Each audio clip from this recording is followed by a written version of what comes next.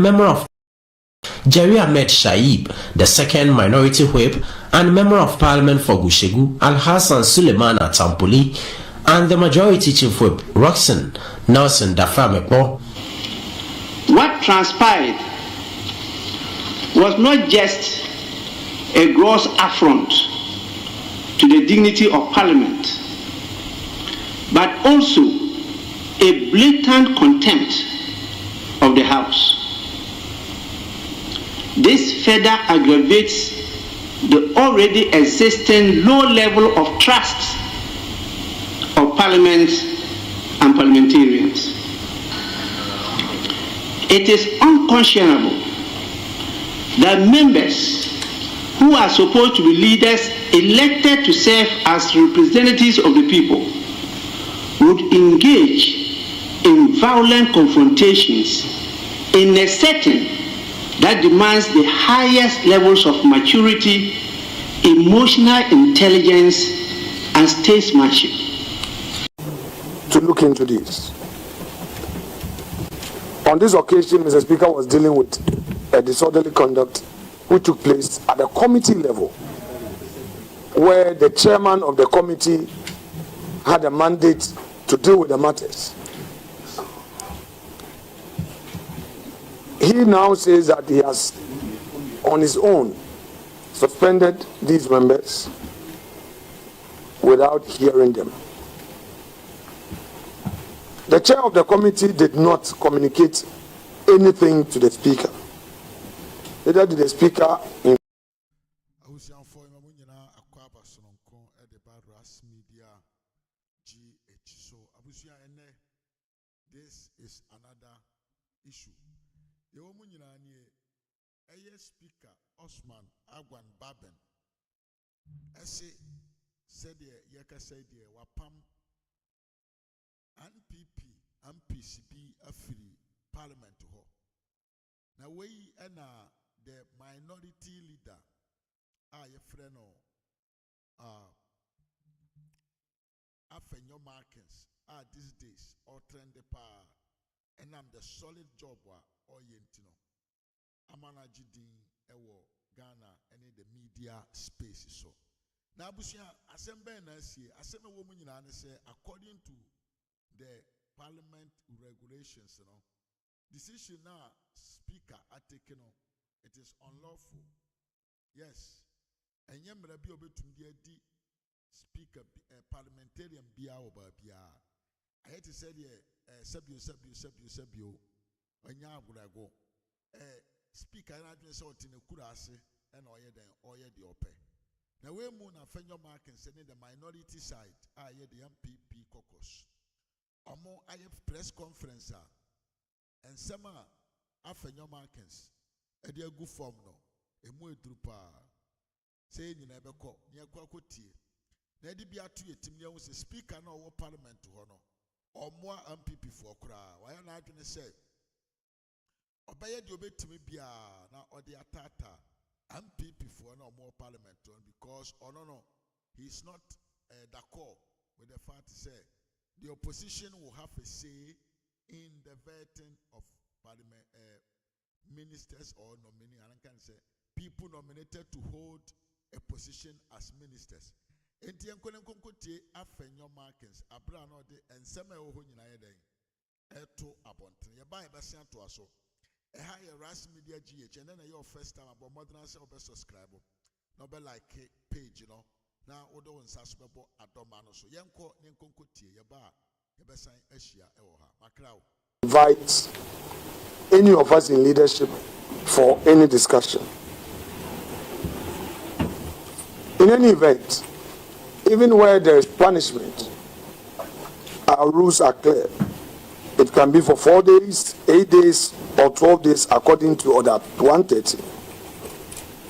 Can a judge shoot a thief on the streets merely because it is viewed that the person has stolen without taking him through the process of evidence gathering? What becomes of the old saying that if all men find a man's hand in a till, his guilt must be proven? we are aware that the NDC majority itself has disrespected or disregarded Mr. Speaker's orders. In fact, on the day, one of his consequential orders was to the effect that the selection committee must meet immediately and reconstitute the appointment committee. The NDC majority caucus decided to proceed with the vetting without any due regard. Well, on our part, we believe that though we disagree with Mr. Speaker, out of deference to him, we must still engage him. And we would engage him. In fact, we started this engagement over the weekend. The majority leader and my good self had extensive discussions. He elected to reach out to Mr. Speaker and get back to me. I tried to reach out to Mr. Speaker, I wasn't successful. Throughout the weekend, the majority leader and I were in touch, and the feedback from him was that he hadn't been successful in getting to Speaker. Today is Monday. We believe that Mr. Speaker would be in the office. We believe that we'll be able to see him and take our discussions further. Meanwhile, as a responsible caucus, we are going to ferry our concerns in a memo to his office. And we believe that that would even form the basis for the discussion. We don't know how to treat Mr. Speaker's communication, whether it's a ruling or communication properly so-called, because there is a provision in the orders where if there is a motion or a matter comes to the fore, Mr. Speaker would rule on the matter, and if there's a ruling, then you would have to rely on the rules to also challenge his ruling by filing a motion. That's what the rule says. But this is similar to the matter of Dr. Atuforsen on the vacant seats, where he relied on our orders to say he was raising a matter of national interest. I'm sure you may recall that when the matter went to the Supreme Court and all, Mr. Speaker said, he only delivered a communication. He shared an opinion with us. So we are also careful in how to approach it. We want to be sure exactly what Mr. Speaker meant. But in substance, he's taking actions that have affected the rights of our colleagues in Parliament. And we believe that the right thing to do is to grant these affected members hearing. We have also taken the matter up. We have escalated the matter to our party level. MPP Minority Caucus is a wing of the MPP in Parliament. So we have also communicated this matter to party headquarters.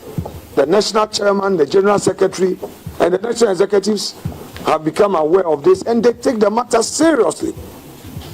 They are not taking it lightly at all.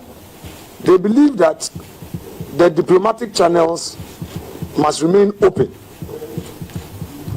But we want to say this with emphasis. This mighty few, this happy few, will not allow itself to be intimidated. We will never surrender to any intimidation. All the issues that are being thrown at us are aimed at cowing us. None of it will work.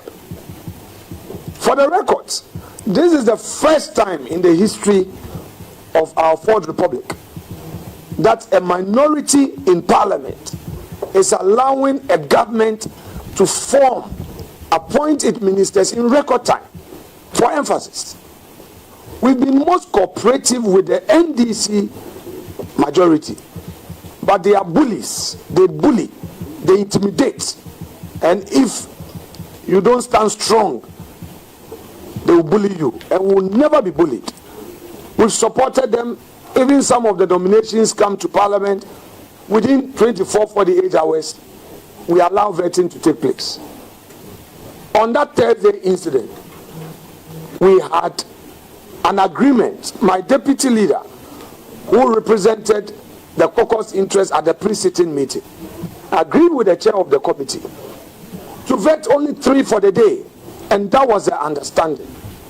When we were done with the 3, they asked for 1 more. It changed to 4. When we were done with the 4, they asked for 1 more. As the final thing, we had the 5th person. We vetted them in record time. We were done, only to see that they had paraded 6 more nominees on the corridors of the committee building to be vetted. And this was 10 p.m. Apart from that, the NDC has resorted to ferrying its foot soldiers to come and intimidate us. The insults, the bullying, all the insinuations, the attack. Sometimes we'll be walking and they will be pushing, advertising our conduct of Thursday night, should critically watch the tape, the videos. We didn't set out to destroy public property. We didn't set out to disrupt. We protested. The NDC shut the door of engagement on us. They said they were a so-called super majority. So they have majority. Whether we like it or not, they were going to vet. Suffice to state that in all the approvals so far, it's been done because we supported them. They claim not that they claim, it's a fact. They have over 180 seats, but they haven't been able to even marshal 110 since we started sitting. The maximum they've had, and each day we count their numbers. Each day, the maximum they've gotten is 104. And you don't use 104 to take a decision. You need a minimum of 138. It has always taken our side, always present, to support them. So we have not criticized the John Mahama administration at all. We've not opposed them. In all of this, it's been consensus upon consensus. It was only Ama Kofi Buek's situation that we nearly took a secret ballot on him. Even so, he graciously beat a retreat by apologizing for his conduct, his actions against President Nana Addo Dankwa Akufo-Addo. So we've been supportive, and they know. Let me call on the majority leader, who I so much respect, who has demonstrated a top-notch diplomatic posture, to tame the wild dogs who are obstructing government business. There are some elements in the NDC in Parliament who are overly aggressive, who believe that they might have their pound of flesh. They describe themselves as the avant-garde of government business. And all others who are moving to the extreme to cool down and engage. They sometimes create the impression that they are more powerful than the chairman. For those who have been watching proceedings, anytime the chairman allows proceedings to go on smoothly, they come in to disrupt, intimidating the chairman on their own side and insulting him. Sometimes I hear they come and tell the chairman to stop me from vetting.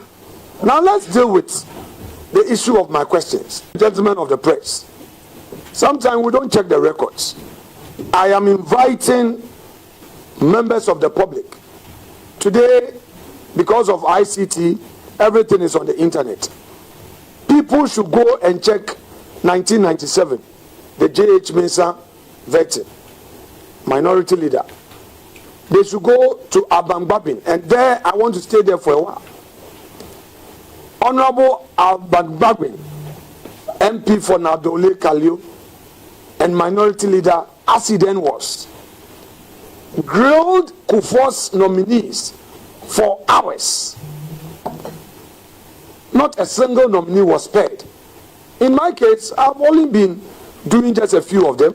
It's not every vetting that I participate. Sometimes I sit in my office and watch. Some of the people, we don't even ask them any questions.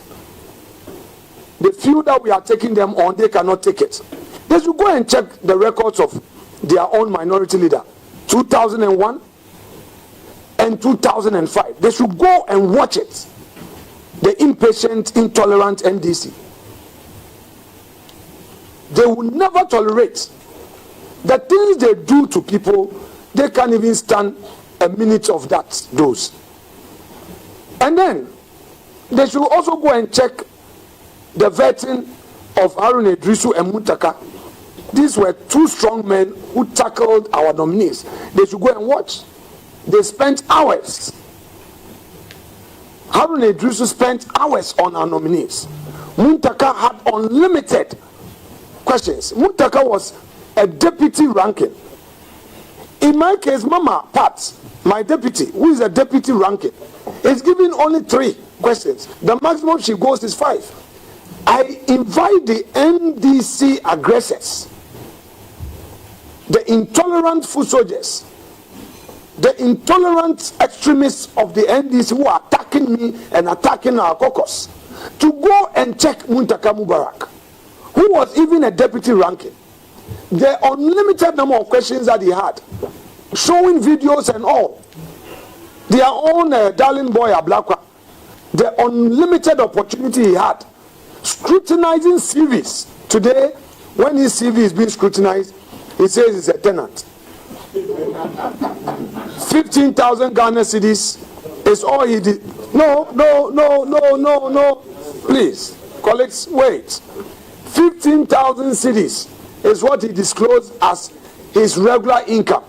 And he said to the whole public that all he earns is what he gets from Parliament, 15,000 Ghana cedis. He doesn't do any other work. Yet he's able to afford Airport Hills for 8 years. Every month he pays. I leave it to the jury out there. To conclude, I want to zero in on the clerk to the committee. Some people are asking us why our pronouncement on the clerk to the committee. The clerk to the committee is a partisan clerk. She is not a neutral professional clerk. She's caused us a lot of discomfort. We've tolerated, accommodated her. At this point, it's getting out of hand. She advertises at midnight. As a minority leader, I am to know those to be vetted the next day ahead of time. He doesn't share that with us. A lot of times I have to manage the pain, the frustration of my members and take responsibility. Committee reports. So far, I've accommodated this. All the reports we've been debating, not a single one of them was brought to me to have a look. The practice has always been that because it is majority and minority, yes, some people are saying, wow, because we accommodate, we are very tolerant. So we don't talk about some of these things. But today, for the public to appreciate why we had to go that way, I'm explaining. The essence of the report is for us to have all our input in. This lady, who with so much respect, will do none of that. But it's the same person who was the clerk when we were in government, who insisted on getting the minorities' input. What has changed? Okoto de Sanobuje. Okoto de Nobuje, a MPP dia. We will not allow ourselves to be taken for granted. A clerk to committee must be professional, must be neutral. She cannot be an armchair committee clerk and claim that she's been sending people. When she knows that whenever a report is ready, she must personally hand it over to the majority leader and the minority leader. Look at it. The practice has always been that committee report must be shared by the ranking and the chair so that we all make our input. She doesn't do any of that. We've reported it to the clerk, and we hope that the clerk, after engagement, will come back to us. For now, we don't want the clerk on the appointment committee again. We, the minority, are calling on her, on the clerk to Parliament, to remove her from the appointment committee unless she's ready to turn a new leaf, to be a professional and engage us. To make matters worse, she's taken to insinuating against us on social media, particularly using her WhatsApp status. We've seen all of that. We printed it. If she, as a clerk, wants to be an NDC activist, we expect her to resign and fully participate in the NDC politics, and not to pretend that she's a parliamentary service staff and work against us. I've been a majority leader before. I've been a leader of government business before. I know what she took us through. My deputy is here. When we received the nomination of the judges and we had to vet them, deputy leader, who was then the acting chair, got the report ready and signed it. This woman says she will never sign unless and until Dr. Atuforsen has given her the go-ahead. That is what happened. She said she was waiting for the input of Dr. Forsen. I called her severally to my office. She would gently, courteously tell me, the leader, try and talk to Dr. Atuforsen before. And Atu was out of the country. For her to even advertise for the Supreme Court nominees to be vetted, she needed the consent of the minority. What has changed? What has changed? Indeed, we are going through difficult moments, but we'll never be intimidated. A luta continua. A luta continua. We will not allow ourselves to be cowed. I repeat, the mighty few, the happy few. We are going to stand our grounds and ensure that the right thing is done, all in the national interest. We are not going to fight anybody. We are not going to disrupt and obstruct government business. Mr. Chairman, the first paragraph says our government is complicit. Our government is complicit and will not do anything about it. Nanado bears ultimate responsibility. He has the power to arrest and deal decisively with everyone involved. I don't care what party they belong to, is complicit and will not do anything about it. Nanado bears ultimate responsibility.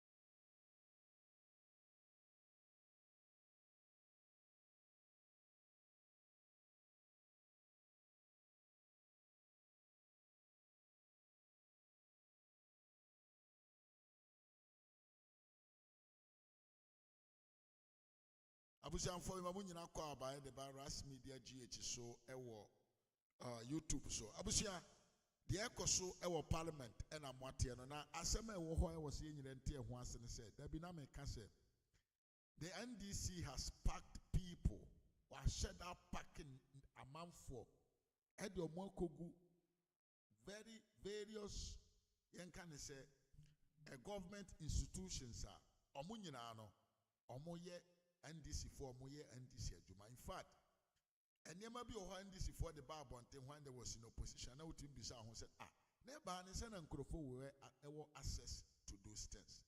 We natural one said the crack of parliament to crown or NDC. Yeah, sanity. Until we have a lot to do before our voices can be heard. Until as some of Afenyo-Markin say, Cano, a son, a no correct. Yanoma Sabio. But every minister that will be appointed, that minister is going to work not only for NDC people, but for every Ghanaian. So the minority also have the right to scrutinize the credibility of the person. The minority must also scrutinize and see if the person is capable of holding that position. Because Sani Pano, any NDC party no co represented, but he is rather going to, he or she is rather going to represent a country called Ghana. So I don't know why the NDC feel that they want to what? Keep the MPP out of what they call the vetting committee, which is not the right thing to happen. So Afenyo, congratulations and keep on doing your job as you have done up to now. Abusiamin Famunsiha says yebeko the interviewer, the veteran escato all these things around the whole Ghana. The veteran Sabio Samuel Sam George Kwasiaki Kawurano eko ye abra yede na etwe de banya afede na japade cross ye nyane de no afeni e ba be hwe sa video no me de chake se elma awua baafo Hailof ena mesanso de chake se ma bentwimasi set benya akwasi atobra ene George Frimpong yenko ne konko hwe video no ye ba ye besan ato so busia video no wa betu de listen to the interview and you understand why the NDC is in a position and comfortable for them, because Afenyo-Markin is gradually destroying the whole NDC, just one person alone. Yanko yeba yebe to aso makra mediyani Mr. Mafo on subscribe ya subscribe on nyeden sans na on yeda on like channel na like channel na like video no sumame na video no nkona nim yanko. Mr. Chairman, the first paragraph says our government is complicit. Our government is complicit and will not do anything about it. Nanado bears ultimate responsibility. He has the power to arrest and deal decisively with everyone involved. I don't care what party they belong to, they are wicked criminals. Deal with them. But alas, Nanado cannot. He is complicit and a beneficiary. If we want to deal with this canker, we need to be honest and brutally frank with the truth. Oh, I'm saying that, I've read it. This job, I've been doing it for some 15 years and more. So I know where I'm getting to. I'm done with the other leg of you saying he's a beneficiary. So back to the complicit part. I'm asking you whether you maintain that Nana Addo Dankwa Akufo-Addo, our former president, was indeed complicit. Do you maintain that? Given the poor fight against Galamsey, I hold that view. Get you, please. Given the abysmal fight against Galamsey, I hold that view. To what extent do you hold that view that his performance in the Galamsey fight was abysmal? The president promised to put his presidency on the line to fight Galamsey. There were several instances where persons in the president's government and party were found or accused of being involved in the illegal mining of gold in our country, in forest reserves and water bodies. The president did not show the leadership that he promised this country. He folded, and that's the record. It can't be changed. So as far as I'm concerned, he was complicit. Do you have any evidence or probative value to the effect that these people that you claim were part of government and were mining were at the presidency? Mr. Chairman, the government is bigger than the presidency. The government extends even to the ruling party. That's why the ruling party's general secretary and national chairman sit in cabinet. So the party is part of government. And the ministries are part of government. Agencies are part of government.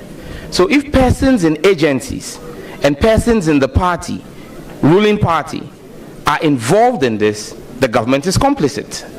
It stands to hold.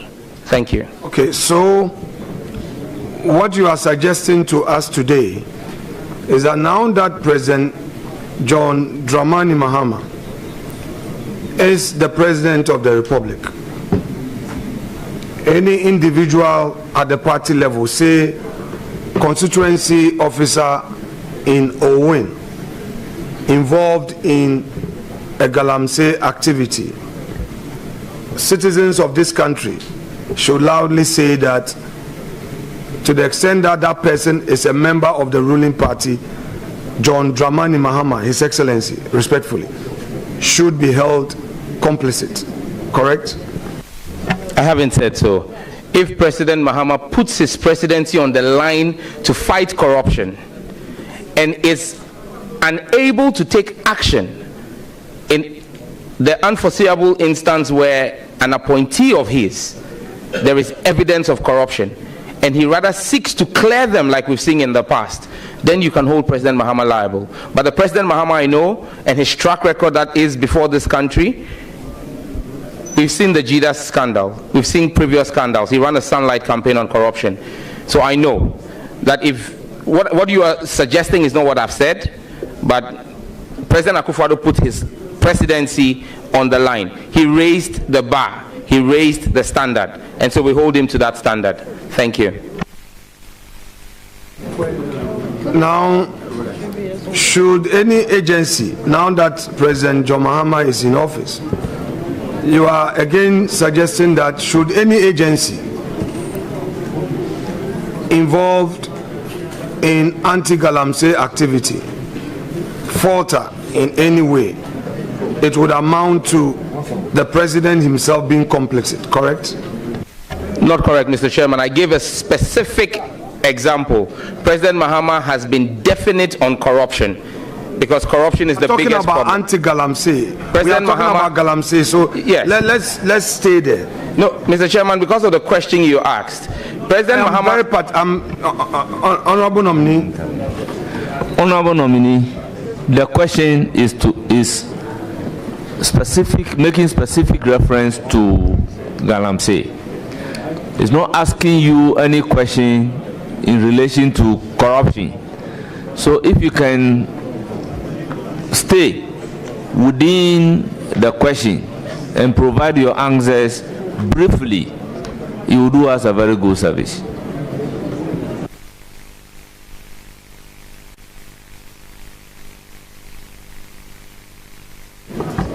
Yes, I asked you the question. Honorable Chair, please, if the question could be repeated.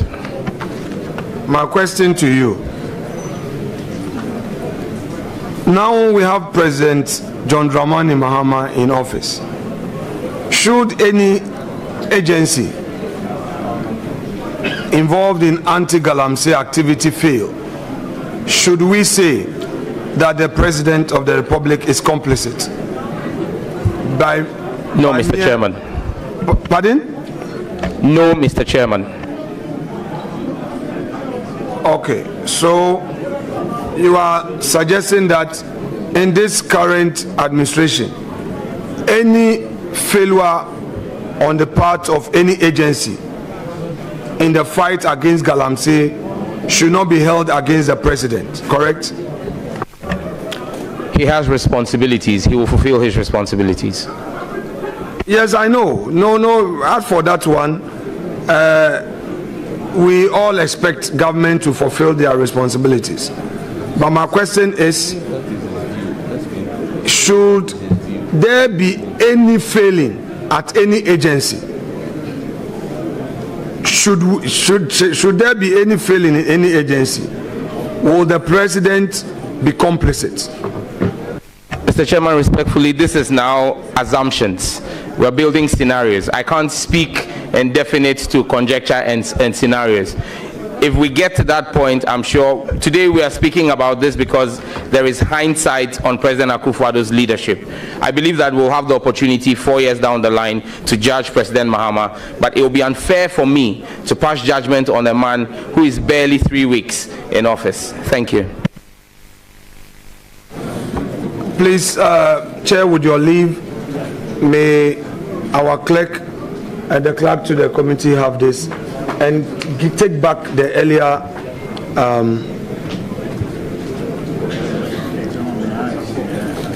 yes please, yes please.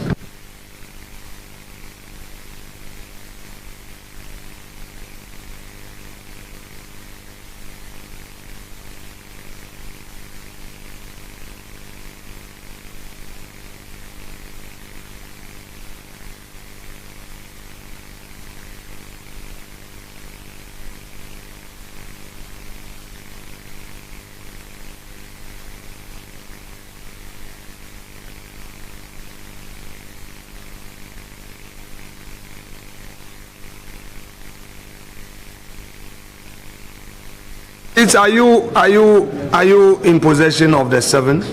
I've labeled the 7, please. Yes, please, Mr. Chairman. Exhibit 7. Kindly identify it. Is it a post you made, please? Yes, Mr. Chairman, it's a post I made. Honorable members of Parliament who are visiting us, order. I'm not taking chairman's powers. Order. This is an exercise that students will learn something from. Yes, so honorable nominee, please read it aloud. As a son of Gandangwe, yes, I am outraged and disgusted at the continued abuse of state power and authority and the wanton encroachment and capture of Ghana lands. The latest attempt to steal lands belonging to GIS by agents purporting to be from the presidency of Nana Akufo-Addo is shameful and sad. I am yet to hear a condemnation from the Minister of Lands and Natural Resources, Honorable Samuel Abu Jinapor. He is responsible for the sector and his children attend the affected school. It is also time for the Gamman Chair and the Greater Accra Regional House of Chiefs to man up and speak. Their silence is cowardice and a blot on the integrity of the Ghana state. They either speak up or we consider them willing accomplices. The next John Dramani Mahama government from 2025 must recover all such stolen lands and prosecute the perpetrators irrespective of their political colors. Enough is enough. Followed by a lion emoji, an angry face emoji, and Ghana. The Ghana flag. Thank you.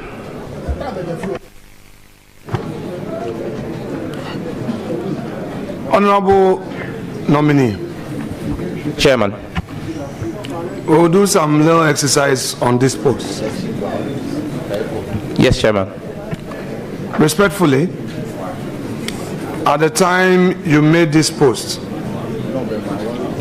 did you have reason to believe that the government officials were taking over GIS lands?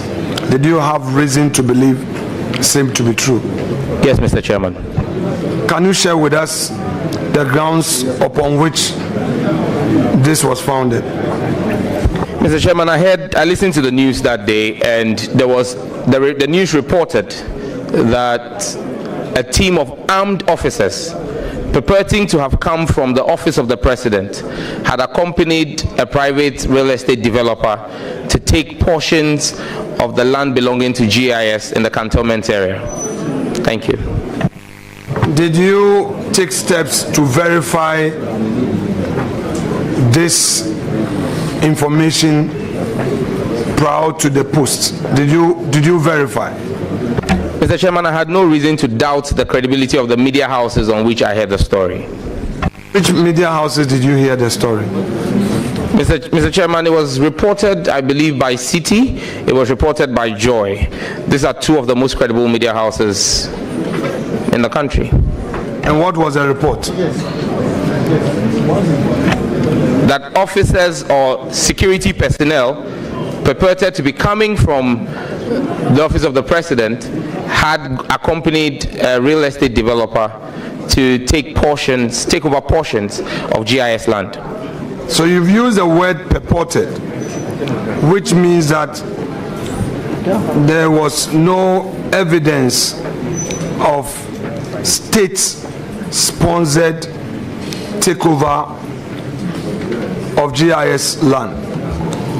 You've used purported to suggest that indeed there was no such evidence that the government was aiding a private developer to take over portions of GIS land, correct?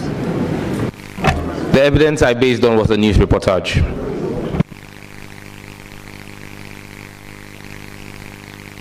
Would you want to retract this post? Mr. Chairman, with your permission, I will read a Ghana Web story that speaks to this particular issue. Honorable nominee, the question is, would you want to retract? No. Or you still no, Mr. answering Chairman. the question. Nobody asked you to go and read anything from Ghana Web.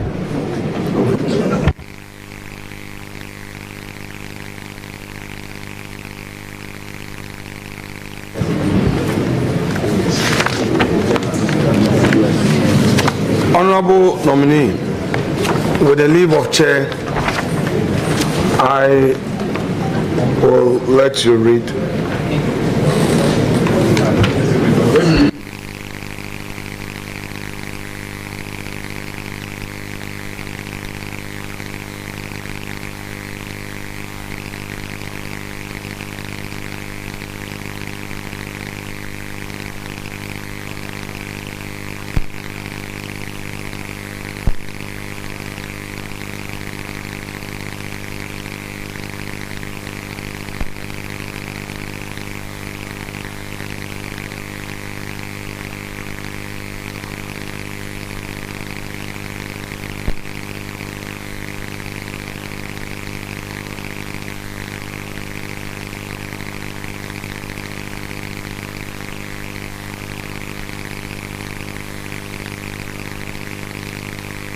Honorable nominee, please kindly read. First of all, identify the document. Is it a document you posted? Yes, Mr. Chairman. Respectfully, can you read the post aloud and in extenso? Mr. Chairman, the post was in reference to what you've printed for me is my post and a post from the immediate past Minister for Communications. So which should I read? I should read both? Read yours. Read yours first. I should read mine first? Yes, please. Respectfully, Chairman, mine is a response to her post. It will make better understanding if you get the context in which my response came. So please read all. Thank you, Mr. Chairman.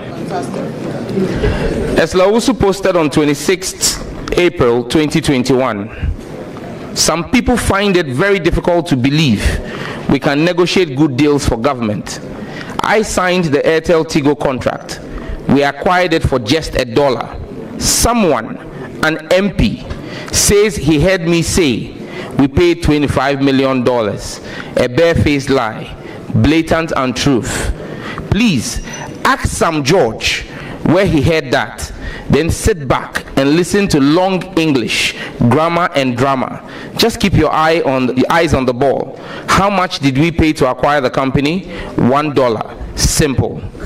Then my response on the same day: someone tell our Minister for Communications that grand posturing and arrogant clapbacks will not stop us on the Parliamentary Committee of Communications and the good people of Ghana from demanding accountability from her. What does she take us for? That she bought Airtel Tigo for $1? How much is the eyebrow pencil she uses to draw her eyebrow? And she thinks she can insult our intelligence? Madam, after basking in the fake funds of your social media followers, prepare to appear before the committee and give us details of the transactions. We will not allow the already burdened taxpayer of our country to be saddled with poorly thought out decisions that impose more debt or hardship on us. Our eyes are fixed on the ball, and I urge you to do same. No long talk.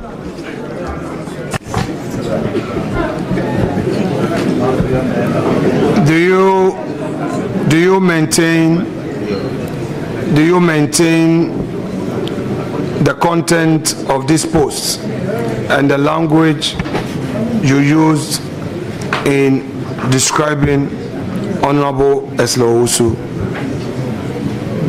Yes, Mr. Chairman. Very well. Chair.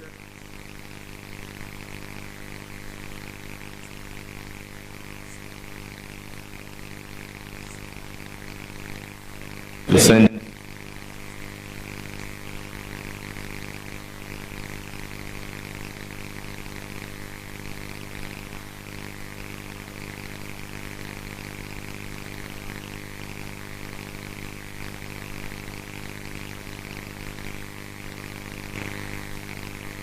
Hello, order.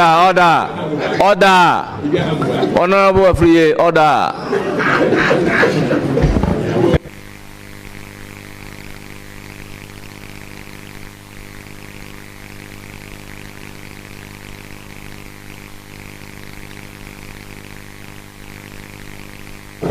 Please proceed.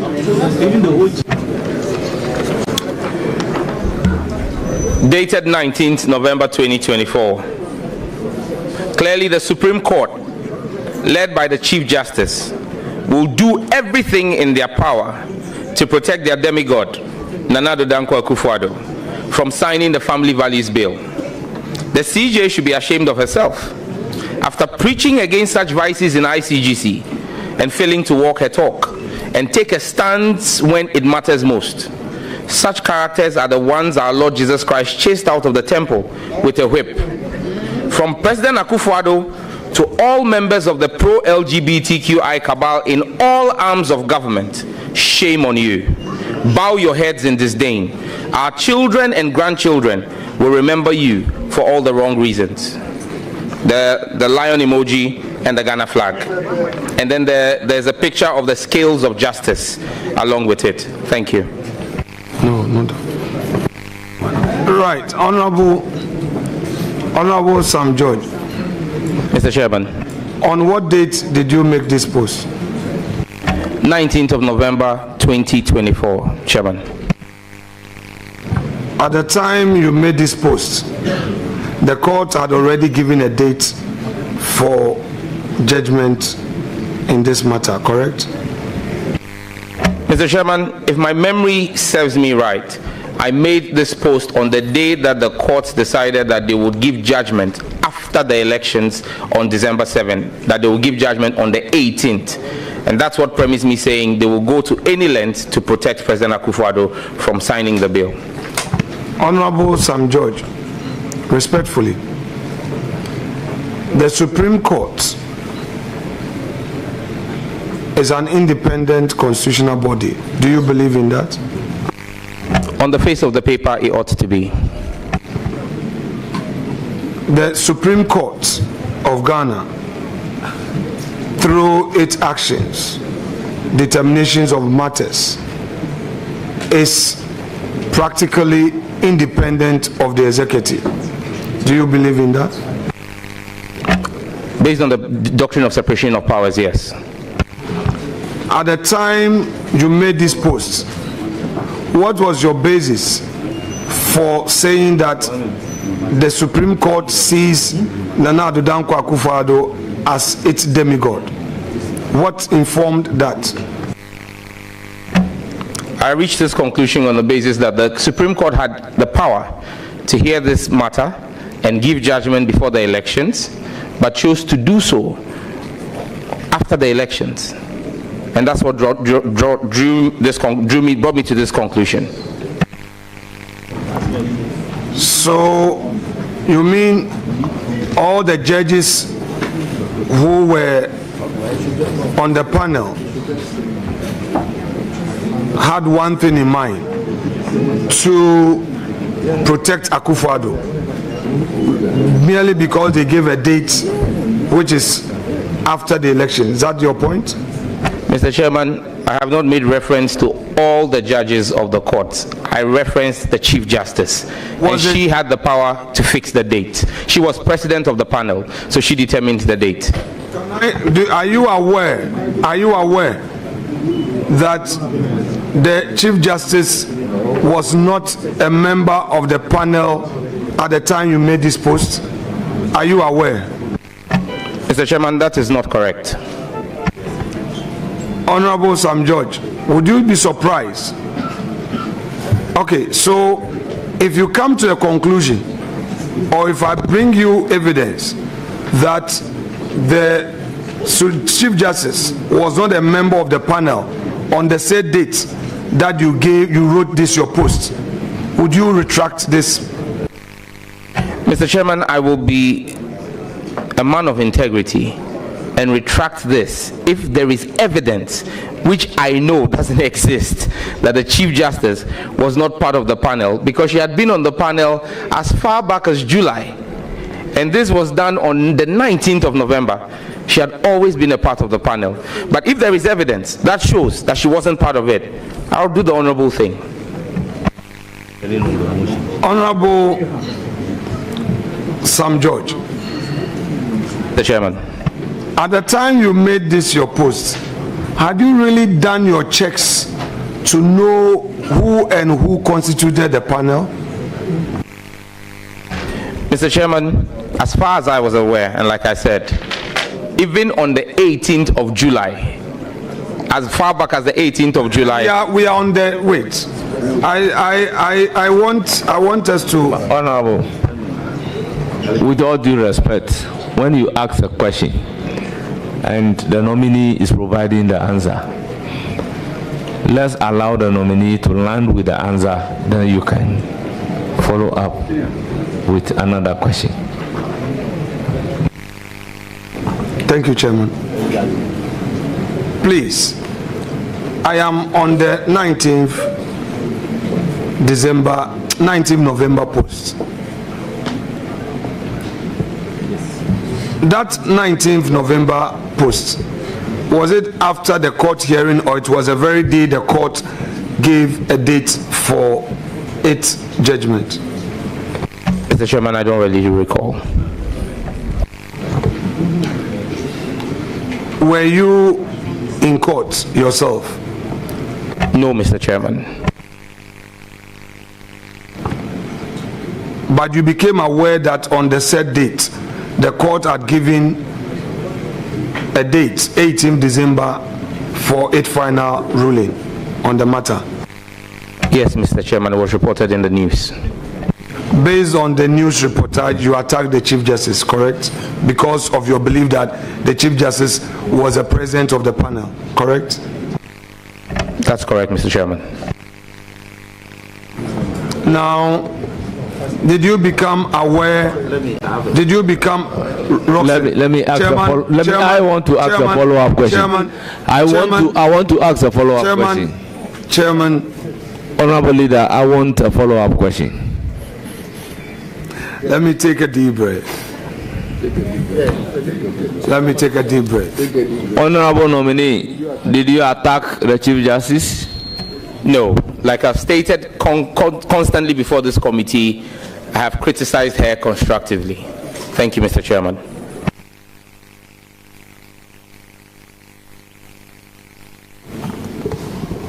Honorable nominee, please, the document you have before you, please read it one more time. Let's deal with some aspect of it again. Clearly, the Supreme Court, led by the Chief Justice, will do everything in their power to protect their demigod, Nana Addo Dankwa Akufo-Addo, from signing the Family Values Bill. The CJ should be ashamed of herself after preaching against such vices in ICGC and failing to walk her talk and take a stance when it matters most. Such characters are the ones our Lord Jesus Christ chased out of the temple with a whip. From President Akufo-Addo to all members of the pro-LGBTQI cabal in all arms of government, shame on you. Bow your heads in disdain. Our children and grandchildren will remember you for all the wrong reasons.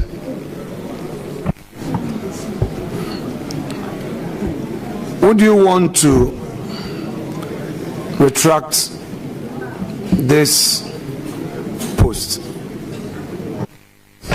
No, Mr. Chairman. If you become aware that Her Ladyship Lovelace Johnson was the president of the panel, and that the Chief Justice was not a member of the panel in any way. Would you retract the post? Mr. Chairman, I'm fully aware that when I read the judgment, Her Lady Justice Lovelace Johnson was the lead of the panel. That doesn't take away the powers of the Chief Justice in ensuring the speedy dispensation and discharge of justice. When you read the judgment, did you see the Chief Justice's name as being part of the panel? No, Mr. Chairman. So, in your view, the fact that the court had given 18th December dates amounted to they being in collision with the President of the Republic at the time, correct? Honorable Leader, I recognize Roxanne Nelson Zapamakpo on supplementary. No, but Chairman, you come back to your question. Chairman, with respect, I have asked my question. Let him answer. I have all the patience for these proceedings. If my respected friend, who had his turn, and I never interfered with this supplementary, is now taking advantage to say that he is now doing follow-up, so be it. You are the chair. Proceed to answer the question, then I will allow his follow-up. Can he please repeat the question?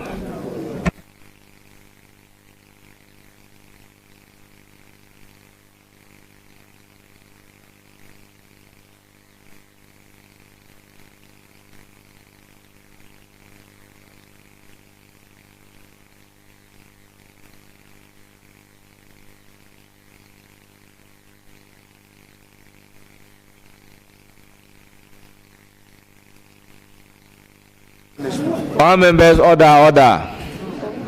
Can I? Honorable Leader, once the nominee is requesting you to repeat your question, and the question is going to be repeated for an answer, let me take the supplementary question on the earlier answer, then I will come to you to repeat the question.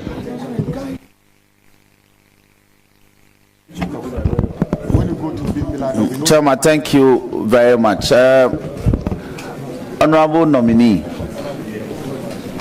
you, about 2 hours ago, when the leader, the minority leader, took you on this path, you told the committee that you made this statement and others at the time when the motion or notice for interlocutory injunction was heard by the Supreme Court. That panel presided by Her Ladyship the CJ, but ruling deferred by the court to the final determination of the matter. That was your answer. Do you still stand by it? I do, Mr. Chairman. To place the matters in context. Yes, Mr. Chairman. Now, Chairman, let me seize the opportunity to ask Rankin. Honorable, you are entitled to one follow-up question. Thank you very much. Please, you've asked your follow-up question.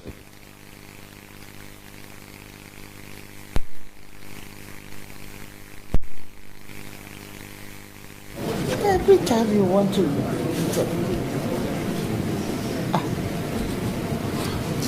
Honorable nominee, you had earlier on indicated that should you come to the realization that the Chief Justice was not part of the final judgment in the matter in issue, you will pull down or retract the post you made on the 19th of November. Do you maintain that? Mr. Chairman, can I, in answering this question, read the second paragraph of my post? The CJ should be ashamed of herself after preaching against such vices in ICGC and failing to walk her talk and take a stand when it matters most. Context. She had heard the injunction case, deferred ruling because she wanted to get the benefit of understanding the substantive case. When that time came, she walked away from it. I am a man of deep faith.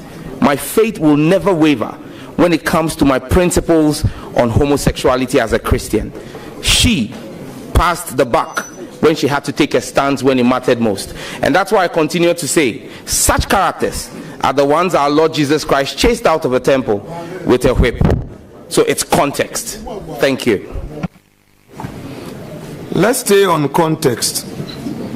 Do you know that our faith, as we exercise it, and the law do not operate on the same level? Do you know that? Yes, I do. So it would be unfair to attack a judge in a matter of law merely because of the faith she professes. Mr. Chairman, I did not attack. I criticized. Thank you.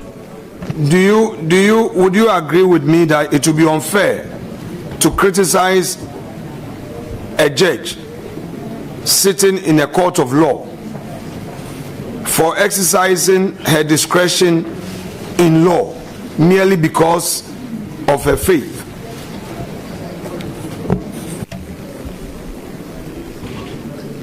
If that judge is also a lay preacher, I would expect that her judgment will be influenced by her calling and by her faith. Very well. Let me, Chairman, let me take him to the next thing. Hello. So I'm a judge. Then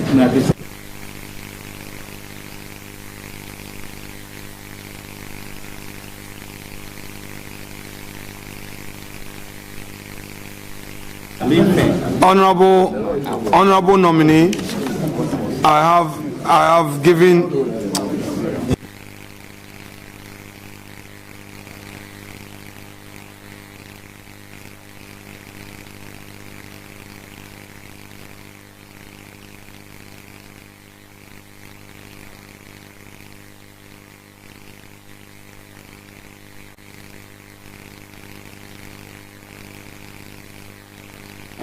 Hello, honorable nominee. I have. Yes, Chairman. I have given you a document, a paper. Please.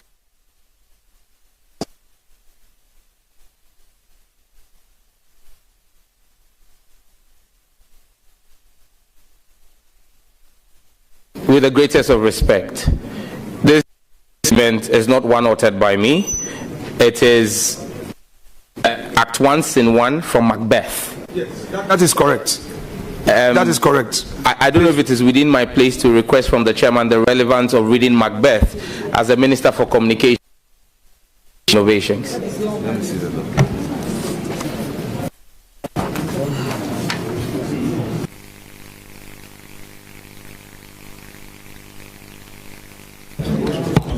Honorable Leader, once the document is not emanating from the nominee, accordingly, he's not supposed to answer any question based on it. Chairman with respect. Chairman with respect.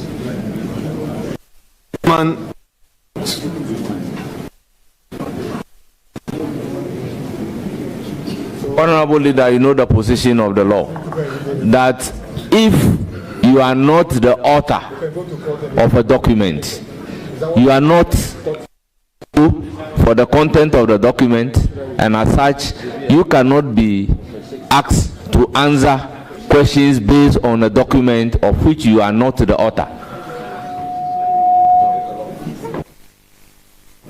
Chairman, I have not asked him a question. Perhaps the lawyers on this table may assist me. I can make mistakes, and I'm ready to learn. We are allowed to lay a foundation. Around this table, we've laid foundation with constraint, with media publications. In fact, we laid a foundation at the of my questions with St. Francis of Assisi prayer. He read it out. He read it. He has it right here. So, a document that is being read to lay a foundation to mount a question is allowed. I don't know why you are. Honorable leader, minority leader, honorable friend, we all know the rules. You haven't asked any question, but you asked the nominee to take a look at a document. Answer from the nominee is to the effect that I am not the author of the document you are asking to take a look at. Okay, so the proper form. Like I said, we will continue to learn. Honorable nominee,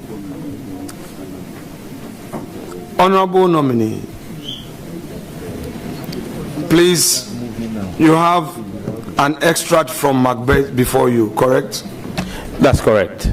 Please read the relevant provisions there as in your hand. I do not know, Mr. Chairman, what is relevant. This you see, honorable nominee, hold it. For us to know the relevance of what you are asking, question, he is saying that he didn't ought asking him to read. So why would you be asking him a when he expressly told you that the document you are giving me, I am not the author? He is not the author. So my learned friend, once the answer from the nominee is that you give me a document, I am not the author of the document, it's about telling you I don't know anything about this document.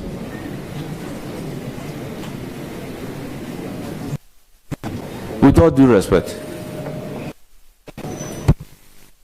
therefore I'm able to allow him to answer questions based on the document I'm giving him.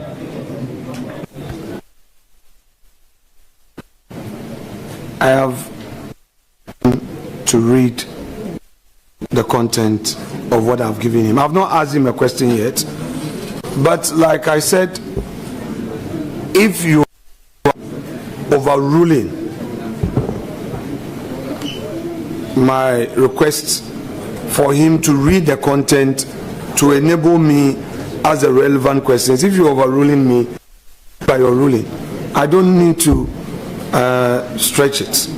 I will abide by your ruling. Because I need to lay a foundation. I know he's not the author, that is why I referred to it, to enable me to answer the question. But if you hold a view that I cannot even rely on it to ask my question, that is fair enough. I will respect your ruling. I will not challenge you. That is my ruling accordingly. Very well.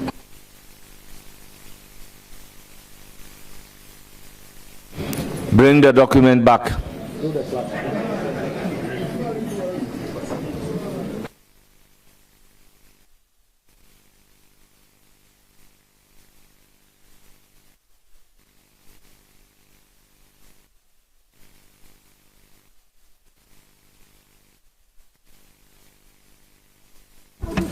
Mr. Chairman, please crave your indulgence to make just a statement. I just opportunity to apologize to my chiefs who have been sitting here since 7 a.m. notice. Neneme ipanyepe chapie miningepe majenya nyechu. Thank you.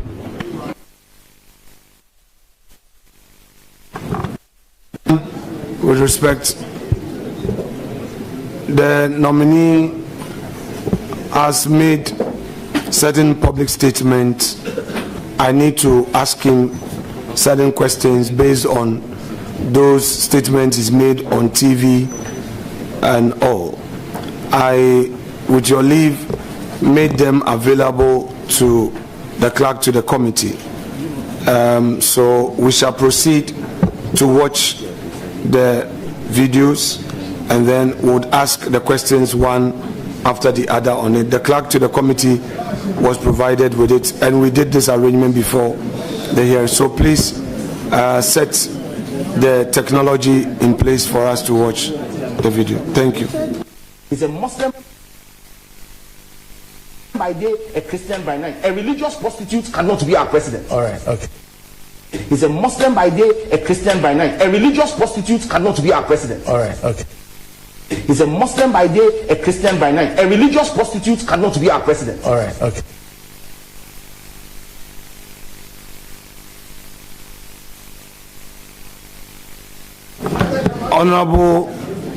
Honorable nominee, you described the Vice President Mahamudu Bawumia as a religious prostitute. Do you stand by what you said at the time? Do you stand by it? Yes, Mr. Chairman. On what basis do you describe Dr. Mahamudu Bawumia as a religious prostitute? Mr. Chairman, I think I was in the spirit when I made those comments, because he never became president. Because I said someone who carried out his will never become president. So I believe the unction of the Holy Spirit. The basis for that, the Vice President, then Vice President, says that he was a member of the Boys Brigade. The method is Boys Brigade. Evans, we were in the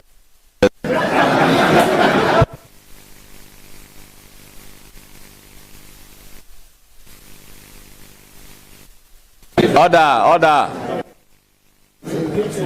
Honorable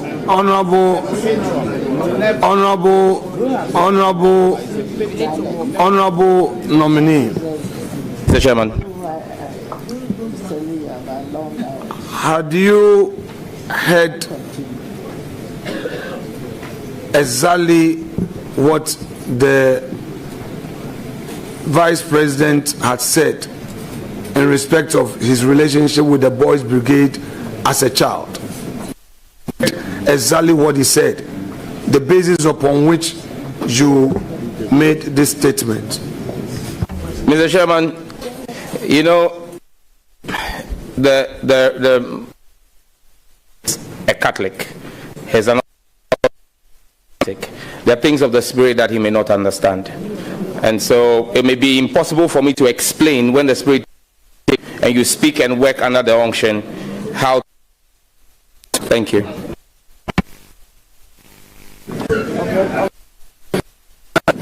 Honorable nominee. Mr. Chairman. Honorable nominee. Mr. Chairman. They do understand the spirit. Catholics. I have heard you. Are you therefore saying that, led by the Holy Spirit,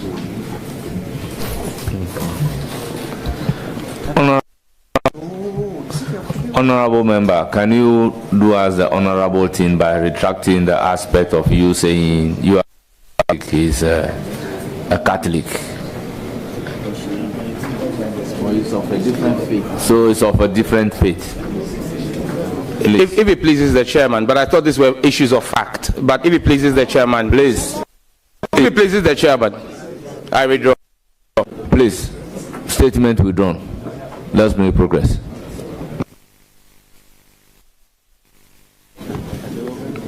Please, the technology controller, next video. For one reason, the reset of Ghana. A vote for John Mahama is a vote to protect our culture, to protect our family values. A vote for Bawumia and Napo is a vote for homosexuality, is a vote for comprehensive sexuality education. And Ghanaians say no to Trumu Trumu, no to Trumu Trumu, no to Trumu Trumu. We need John Dramani Mahama to come and sign the bill into law. If you love the children of Ghana, if you love our family values, if you love your faith as a Christian, if you love your faith as a Muslim, if you love your faith even as a traditionalist, you know that we do not support homosexuality. Napo must account and go to the Pope. Yes, honorable nominee. Mr. Chairman. Did you have any basis to say that the Vice President of the Republic, Dr. Muhammadu Bawumia, as he then was seeking to be the President of Ghana to promote homosexuality? Mr. Chairman, I said a vote for them will be a vote for that. You, in your present circumstance, still maintain that statement you made? Yes, Mr. Chairman. Had you any reason to believe that Dr. Bawumia was seeking office to promote homosexuality as you described? Mr. Chairman, in the tape, I don't make reference to only Dr. Matthew Pokolo, and there's so reason to say that Dr. Matthew Pokolo was seeking for the high office of Vice President of the Republic to promote homosexuality? I was speaking to his track record, Chairman. What is his track record? Mr. Chairman, as Minister, he oversaw the attempted introduction of comprehensive sexuality education and proceeded to a meeting, a union of African ministers of education, where he gleefully spoke about the benefits of introducing sexuality education into African curricula. Available, we can pull it up and make it available to the committee. Honorable nominee, you said he presided over an attempted introduction of homosexuality. Of comprehensive sexuality education, that's what I said, Mr. Difference between comprehensive sexuality education and homosexuality, is there a difference? One is an material that teaches on homosexuality, on the other act. You are saying that he presided over an attempt. The traditional rulers of our, the moral, but for them, he would have succeeded. Honorable nominee, I am suggesting to you that what you are saying in respect of Dr. Matthew Pokolo, then as Education Minister, is inaccurate. I'm suggesting that to you. The facts available to me prove the other. Please, next video. People say that I've been saying to a few friends that people say that politicians steal from the public purse. The Nana Akufo-Addo government did not steal from the public purse. They stole the purse. I always say, I've been saying to a few friends that people say that politicians steal from the public purse. The Nana Akufo-Addo government did not steal from the public purse. They stole the purse. No problem. Hello, Honorable Nominee. Mr. Chairman. You have just watched the video.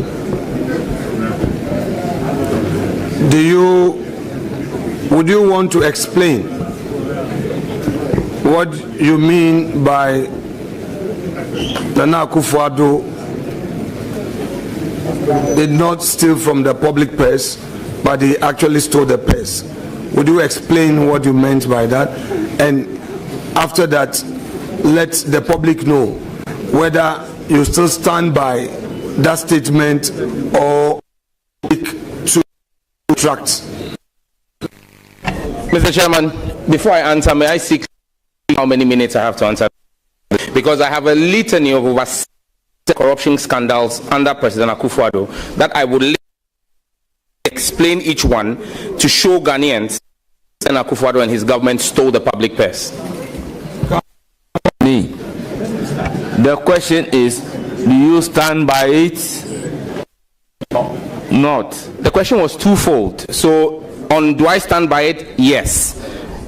Why did I say it? That's what I'm asking for. How many minutes or hours you give to me to run through 700 corruption scandals under President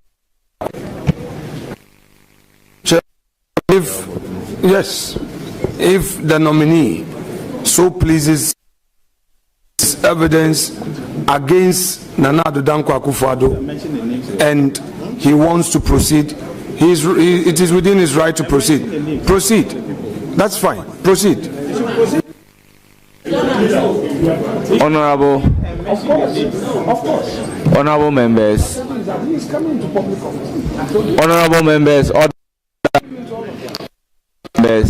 looking at the time or the nominee to be proceeding with over 700 evidence that he is having. So instead, I will urge upon the nominee to make it available for the committee. Chairman, in view of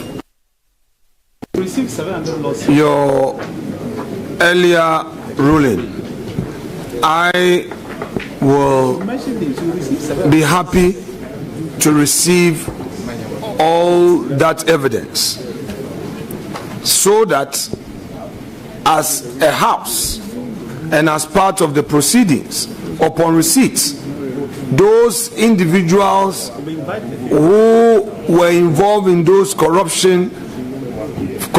practices will then appear before for us to interrogate the issues, because this is an important matter. So there's no problem at all. We will be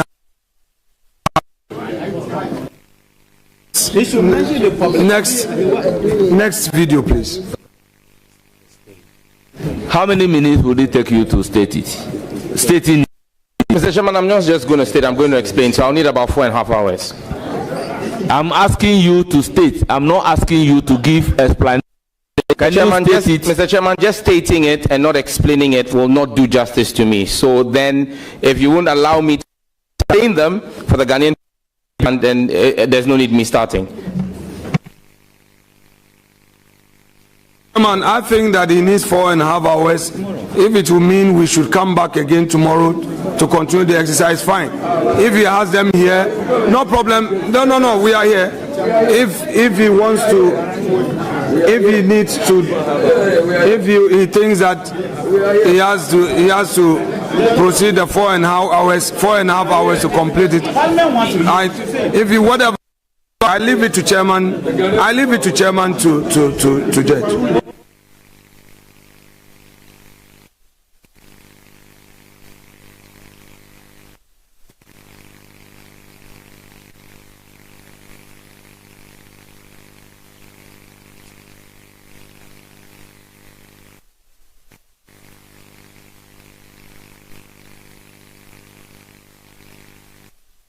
Please, let's make progress. Please, next video. Thing to happen to Ghana's Chairman should submit. That's the ruling of the chair. That you should submit the 700 cases of corruption against those individuals so that we deal with it.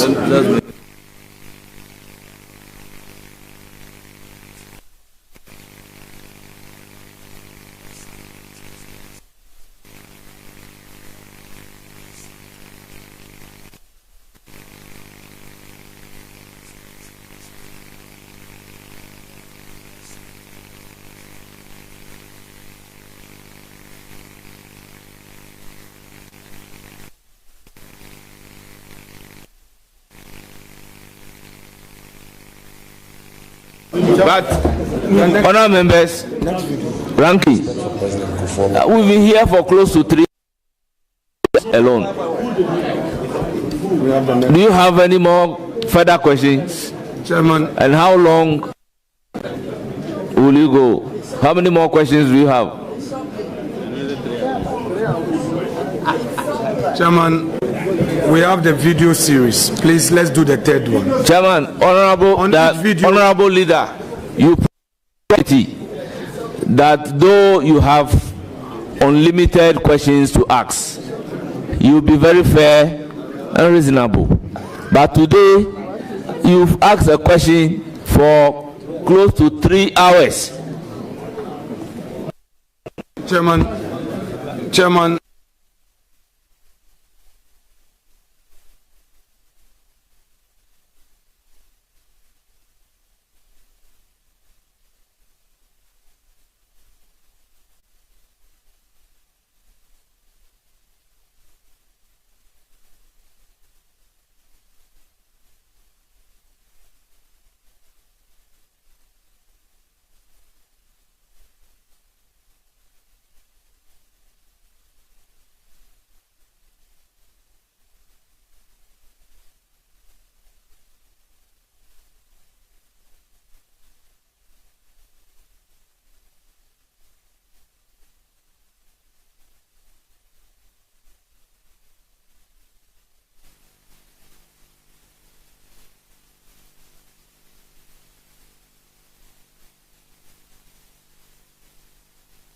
Let's take the next video, please.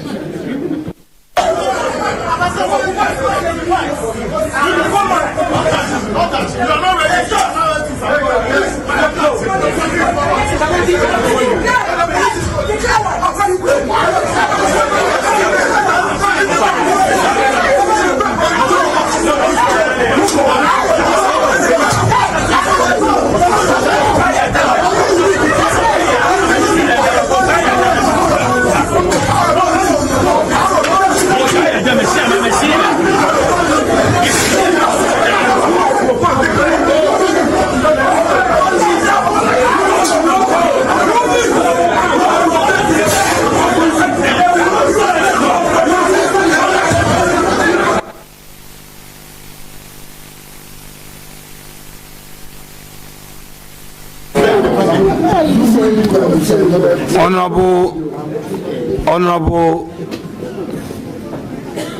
nominee. Mr. Chairman. You were in that video, correct? That's correct, Mr. Chairman. In that scuffle, do you think that your role there was most appropriate in the ensuing scuffle? Mr. Chairman, firstly, I didn't see a scuffle, and secondly, I didn't see any role I played. Next video.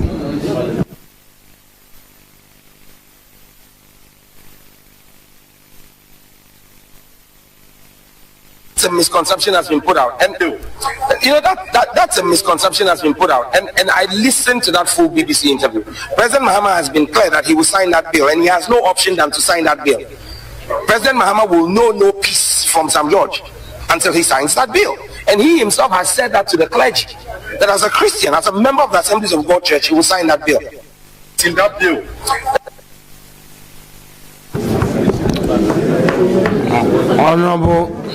Honorable nominee,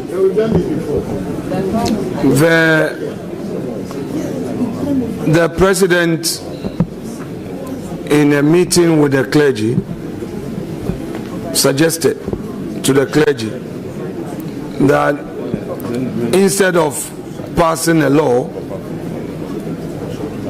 it will perhaps help if we rather introduce in our curriculum the teachings of our values in our schools for our kids to appreciate the Ghanaian value system. Do you support that proposition by the president? Mr. Chairman, this is an incorrect representation of what President Mahama said. Please, what is the correct representation? Would you want to quote correctly if you hold a view that what I've said is incorrect?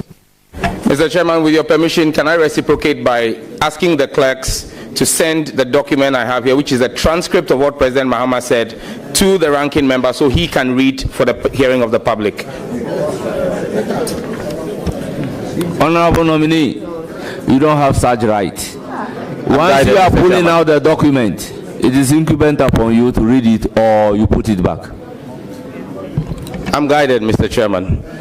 Mr. Chairman, I'm going to read the full text of what President Mahama said. Proper human sexual, and then there was laughter. It's quite a long name. Proper Family Values Bill. If you remember, there was a court case that injuncted the Speaker from forwarding it to the President and also restrained the President from receiving the bill. Eventually, that case was disposed of in December, I think on the 18th or something.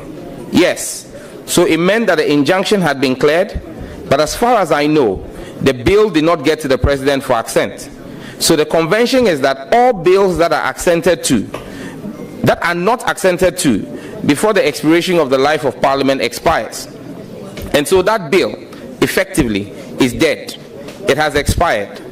I don't know what the promoters of the bill intend to do, but I do think that we should have a conversation on it again so that all of us, if we decide to move that bill forward, move it forward with a consensus, emphasis mine.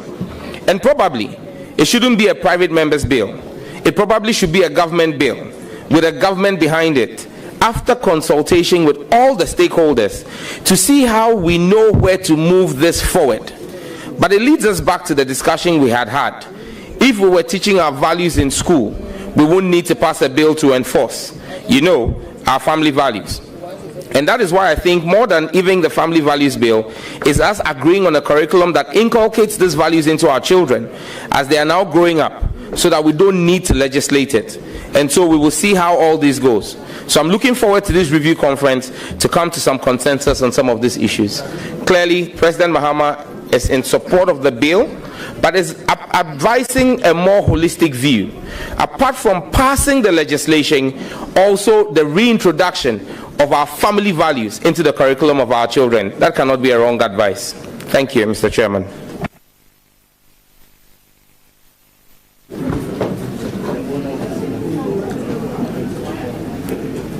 Mr. President said he does not know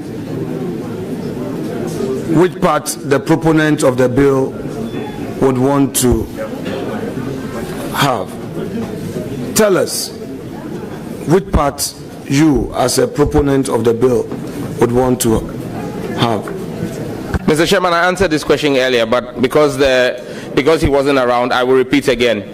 My chiefs who authorized me and the people of Ningo Prampram who authorized me to start the sponsorship of the bill still hold the view that the bill is necessary. I will engage with His Excellency the President on the path and the way forward. Either as a private member's bill, where the Attorney General will not delay the bill but for 1 year in Parliament by not giving us an opinion, and then, or it will come in as a government bill that will all support and pass, like the Speaker has said, urgently.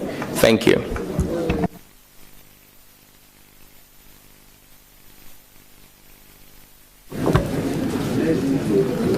Now, what will be your reaction should there be an attempt to dilute the current state of the bill as you forcefully proposed for legislation? Mr. Chairman, the ranking member is my senior in the House, and he knows that we have the process of amendments to introduce whatever opinions and views I hold into a bill. As we speak right now, there is no bill before the House. That bill has expired.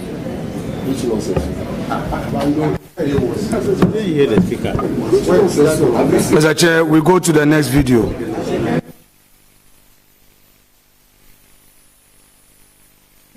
Technology, we go to the next video.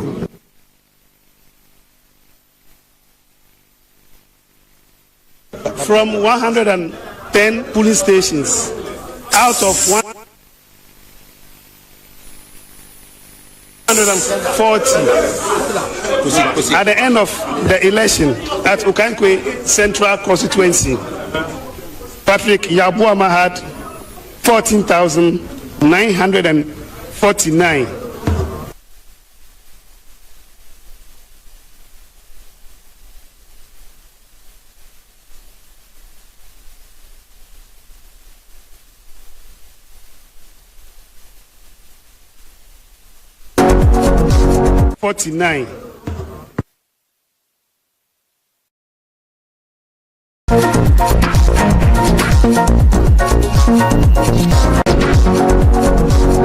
Sadiq had 15,383.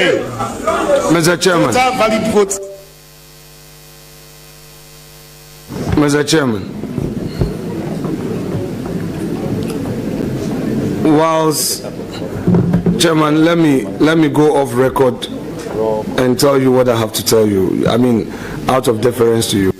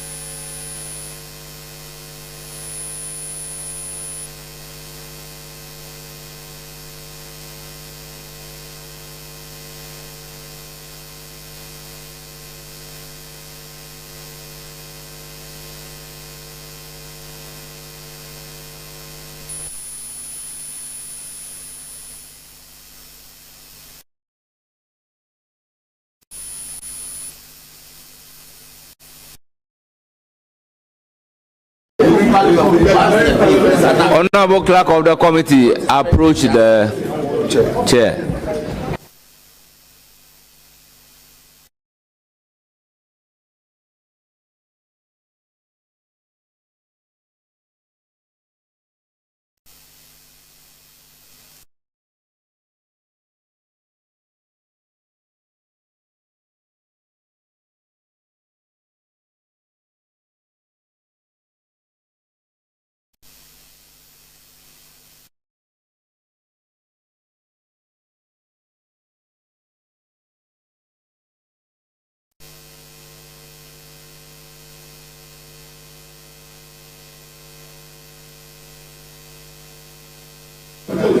All members, let's make progress.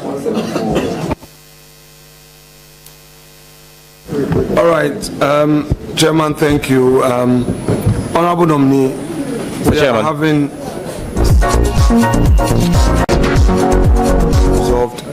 We would ask some other questions so that when the technical challenge is resolved, we can come back.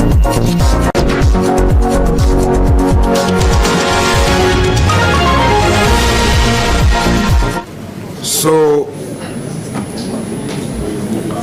let's go to your sector, the independence of your regulators.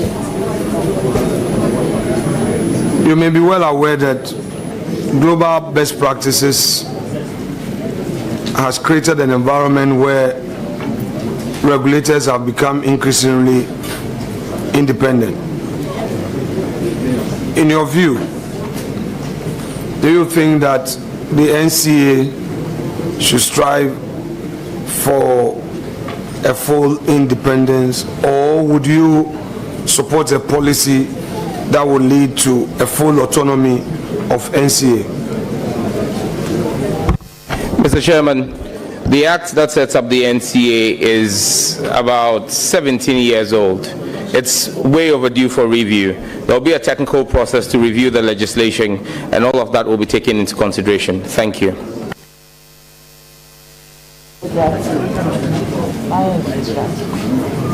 Now, on the issue of quality of service and spectrum access, you are very much aware that citizens are so concerned about quality of service from our mobile operators. The operators themselves have expressed complaints, worries about their lack of access to the spectrum and frequencies. Assuming that office as a sector minister, would you commit to providing all the operators with the necessary spectrum and resources to enhance the quality of service, such as the data, voice, and digital services? At least, not to be ambitious, but within your first 120 days in office. Thank you, Mr. Chairman. Mr. Chairman, spectrum is a finite national resource.